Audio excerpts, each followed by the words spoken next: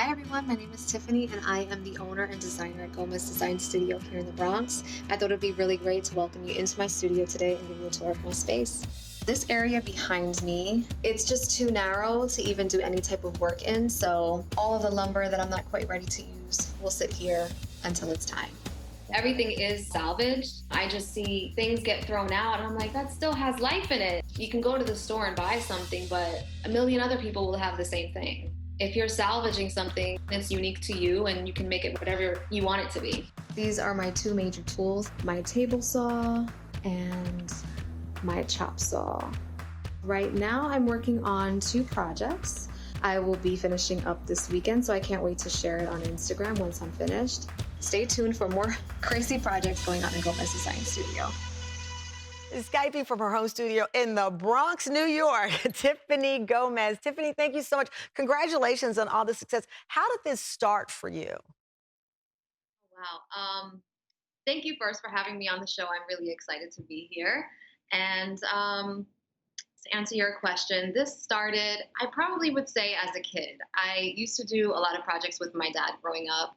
We would build things together, or he would take me on like little side jobs with him doing electrical work. So I had a very early introduction into using my hands. And then fast forward to college when I was in design school.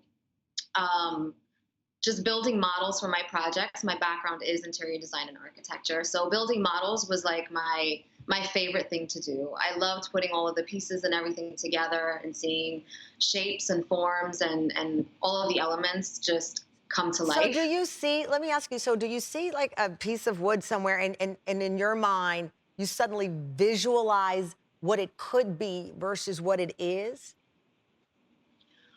Well, a lot of the pieces that I find, I like to just play into the geometry that already exists. So for this type of wood that I use on these projects, this is lath. So it comes in strips already.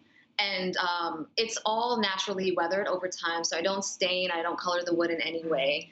It's all natural to itself. So I just try to play into what is already existing for the materials that I'm finding. When I first heard about you, I remember jokingly saying, not since Aiden from Sex and the City did I know of a New Yorker making wood with their own hands. I always think of Aiden, that character. But your work is stunning. I bought a piece before I was even going to put you on the show. This is the piece you created for me because I wanted something that was local. I wanted something that was handmade, made in America, as they say, but made in New York and had a story behind it. Do you get attached to these pieces? Because as I said, you are building and forming them with your own. You even delivered it to my house alone in the middle of the night. I was like, where's your crew? You're like, I got it myself. I'm like, okay, this woman is doing it all, way too much.